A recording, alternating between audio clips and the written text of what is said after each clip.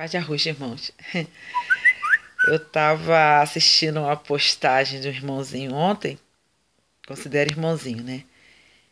E eu estava meditando que, mesmo antigamente, quando eu, né, estava no sistema envolvidona, né, com o sistema religioso, eu sempre tive dons, visão, revelação e profecia, e, e eu sempre também ensinei.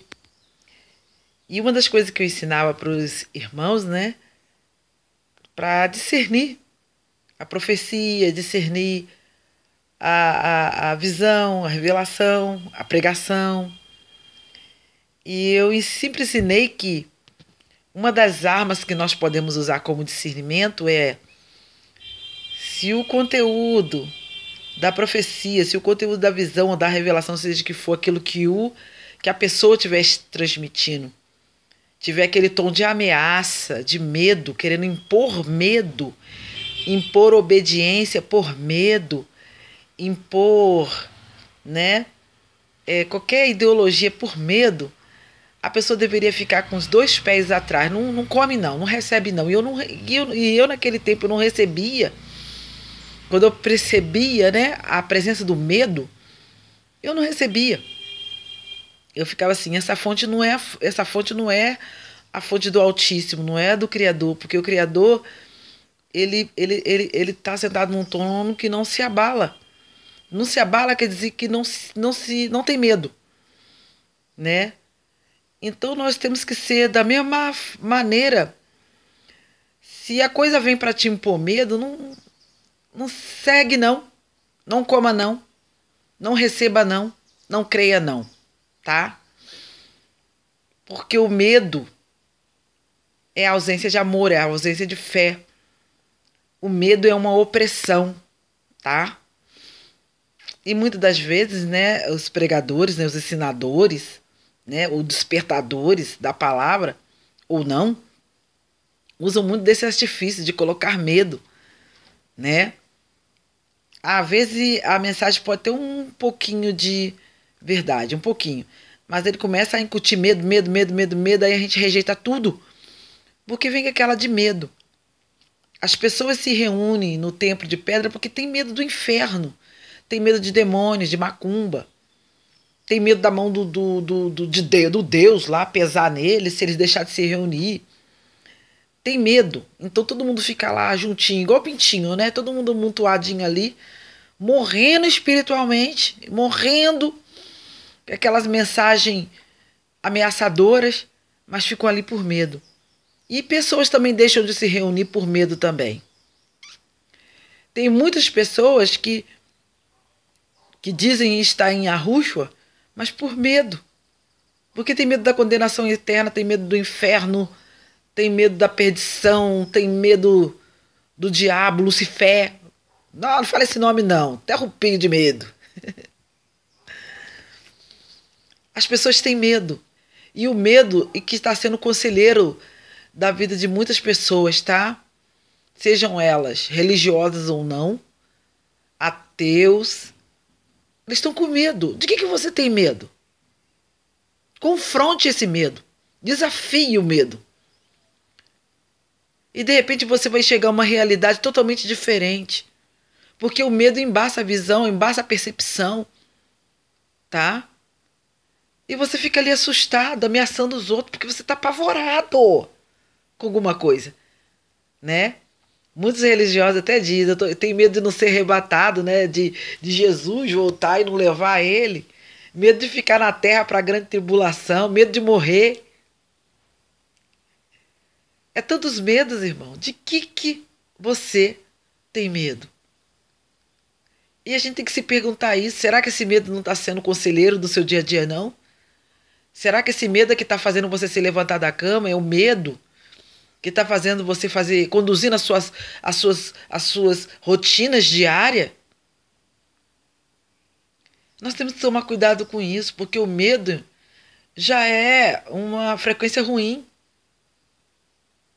Uma pessoa que tem medo, ela não conhece realmente o Criador e nem tem o Criador. Todos temos, né? Não percebeu ainda o Criador dentro da sua vida. Nós não devemos ter medo de morrer, nós não devemos ter medo de ficar para a grande tribulação, nós não devemos ter medo do diabo, nem de Lucifer, nós não devemos ter medo de inferno, nós não devemos ter medo de demônio, nós não devemos ter medo de nada, tá? Tudo aqui é um aprendizado, tudo aqui é uma escola, tudo aqui é para o nosso bem de alguma forma, de alguma maneira, até a dor que você está sentindo, ou o aborrecimento, ou a grande tribulação, ou até a decepção amarga que você esteja atravessando, é para o teu bem. Agradeça. Agradeça, pelo menos você está vivo para vivenciar essa experiência. Saiba que é só um momento que é ruim, não é você. A não ser que você decida ser ruim também. Porque, afinal de contas, todos nós temos o livre-arbítrio. Eu posso escolher ser uma boa pessoa, sensata, ou eu posso escolher ser uma péssima pessoa, uma imbecil. Eu posso escolher ser o que eu quiser. Então, que a minha e as suas escolhas, que nós escolhamos ser nobres, sensatos, sábios, que nós escolhamos ser alegres, pacíficos, né? Caridosos, amigos, sinceros, honestos, íntegros. Isso, irmão. Nós decidimos viver aqui agora. Eu que decido viver aqui agora, sem medo. Eu decidi ser feliz. Eu decidi ter saúde. Eu decidi ter paz.